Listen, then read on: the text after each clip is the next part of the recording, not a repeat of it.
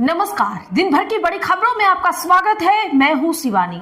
आज की खबरों में बात होगी दिल्ली में 25 पार्टियों की मीटिंग, राहुल के 3 फैसले से बौखलाए मोदी, देना होगा इस्तीफा, ज्ञानेश के खिलाफ बड़ा एक्शन की, और अब देश भर में सड़क पर उतरेंगे जेनजी, कॉकरोच जनता पार्टी के ऐलान से बढ़ी धड़कने की। वहीं विधायकों के बाद 20 सांसद टूटे, कई के इस्तीफे, क्या खत्म हो गई ममता की? साथ ही राम मंदिर में करोड़ों का चढ़ावा चोरी, योगी की चुप्पी पर अखिलेश का वार की। वही खबर के अंत में बात होगी भाजपा को बड़ा झटका, सहयोगियों ने बढ़ाई टेंशन की। इसी के साथ आज दिन भर की सभी बड़ी और प्रमुख खबरों को जानेंगे विस्तार से। उससे पहले एक नजर सुर्खियों पर। सीएम हेमंत को पीएमएलए कोर्ट से मिला झटका, डिस्चार्ज पिटीशन को अदालत ने किया खारिज। जमीन घोटाले, मनी लॉन्ड्रिंग से जुड़ा है मामला।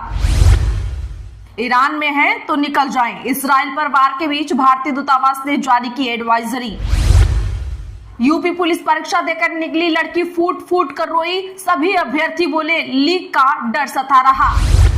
टीएमसी नेता जहांगीर खान नेपाल बॉर्डर से हुए गिरफ्तार, अवैध वसूली का है आरोप, देश छोड़ने की कोशिश में थे, फालता सीट से लड़ा था चुनाव। फायरिंग मामले में खान सर ने दायर की जमानत याचिका, गार्ड्स की बेल पर सुनवाई के बाद फैसला सुरक्षित। अपोजिशन के वकील बोले जानबूझकर गोली चलवाई।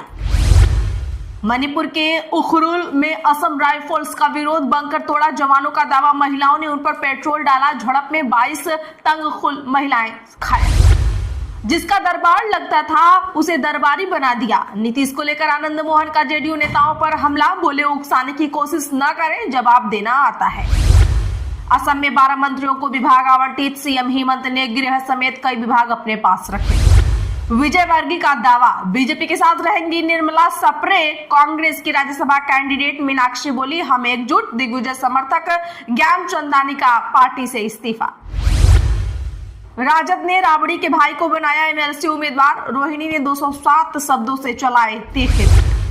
अब हिमालय भी नहीं रोक पाएगा भारत का रास्ता, सबसे ऊंचाई पर बनने वाला जोजिला टनल क्यों है इतना खास?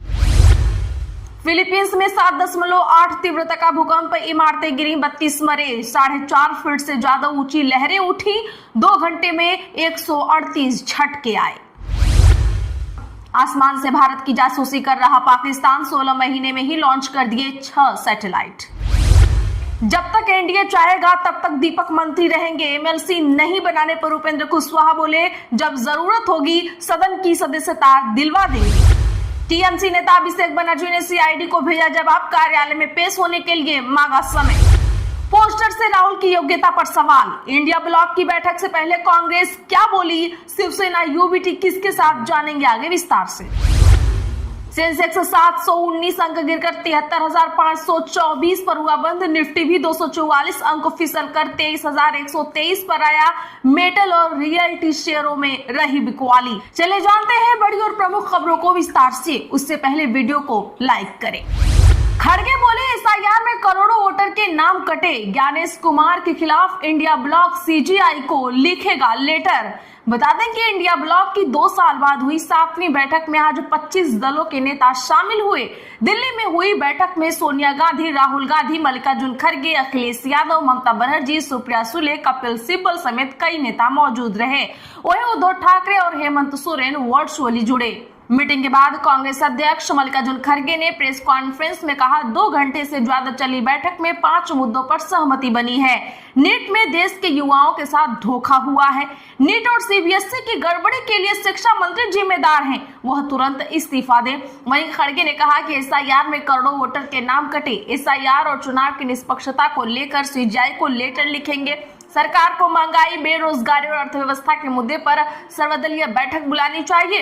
गठबंधन हर 2 महीने में और मानसून सत्र के दौरान भी बैठक करेगा। अगली बैठक 8 अगस्त को हैदराबाद में होगी। बता दें कि इस बड़ी बैठक में इंडिया ब्लॉक में 5 मुद्दों पर बड़ी सहमति बनी है।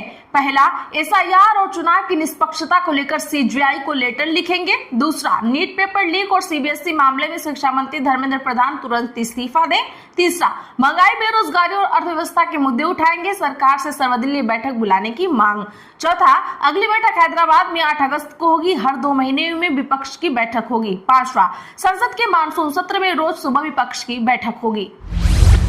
अभिजीत दीपक के बोले कॉकरोच जनता पार्टी देश भर में करेगी प्रदर्शन, खुद अलग अलग राज्यों और शहरों में जाऊंगा मैं।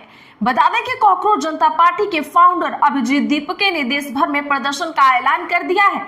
उन्होंने बीती रात सोशल मीडिया प्लेटफॉर्म एक्स पर एक वीडियो मैसेज जारी कर कहा, अगर 13 जून तक शिक्षा मंत्री इस्तीफा नहीं देते हैं तो मैं खुद अलग अलग राज्यों और शहरों में प्रदर्शन के लिए जाऊंगा।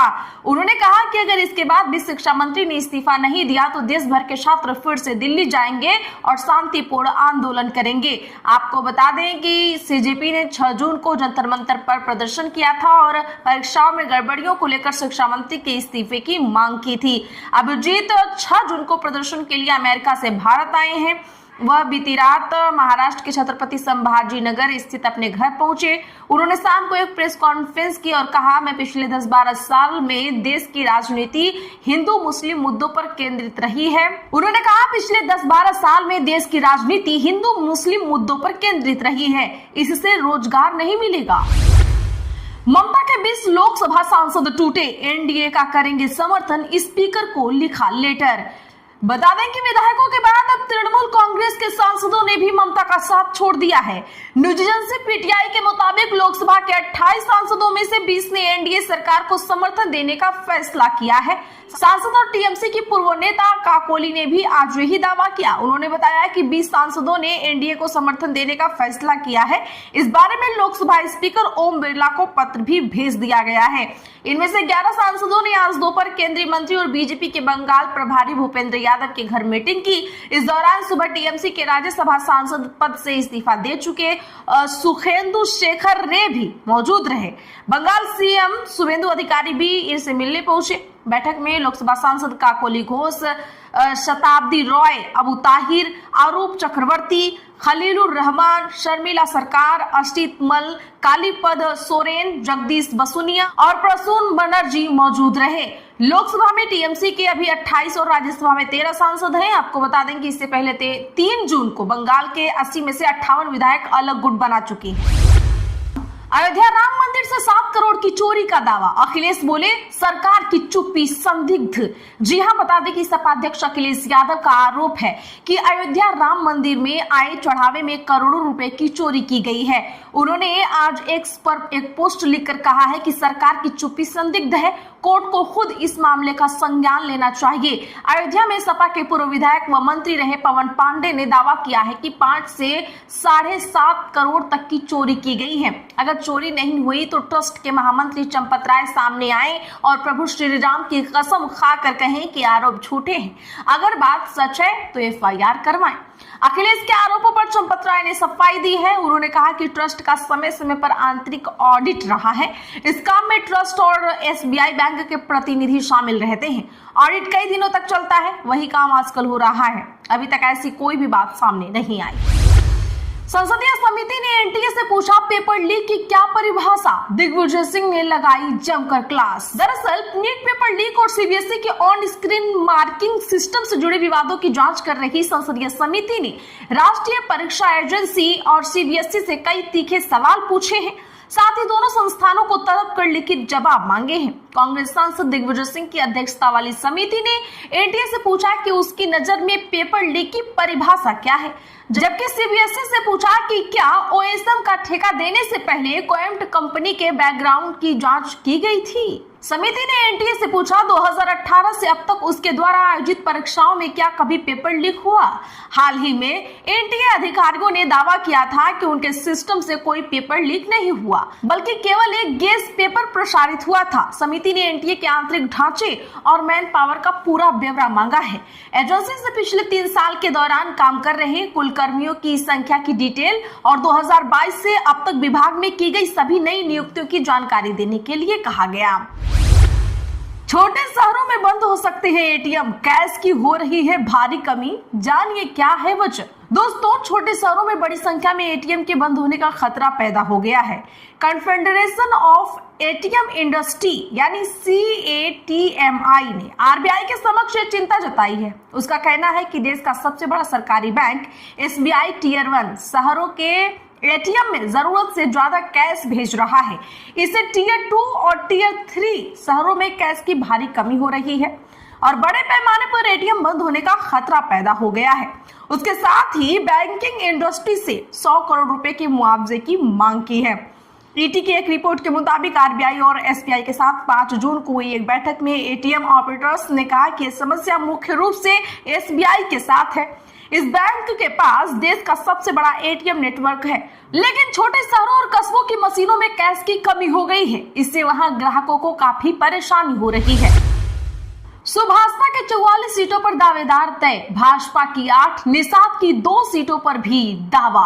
यूपी विधानसभा चुनाव समय से पहले होने की चर्चा के बीच राजनीतिक दलों ने तैयारियां शुरू कर दी हैं। पिछली बार सपा के साथ 19 सीटों पर चुनाव लड़ चुकी सुभाषपा 2027 में 44 सीटों पर लड़ने की तैयारी में है। इनमें 8 पर अभी भाजपा की विधायक है। 2 सीटें ऐसी हैं जहां पिछली बार निषाद पार्टी के प्रत्याशी चुनाव में उतरे थे। यूपी सरकार में मंत्री दारा सिंह चौहान की घोसी और ऊर्जा मंत्री ए.के. शर्मा की मधुबन सीट पर भी ओपी राजभर ने दावेदार तय किए हैं। तो आज के लिए बस इतना ही। ऐसी ही खबरों के लिए चैनल सब्सक्राइब करें और बगल में घंटी के निशान को जरूर दबा लें। वीडियो को लाइक और शेयर करना ना भूलें।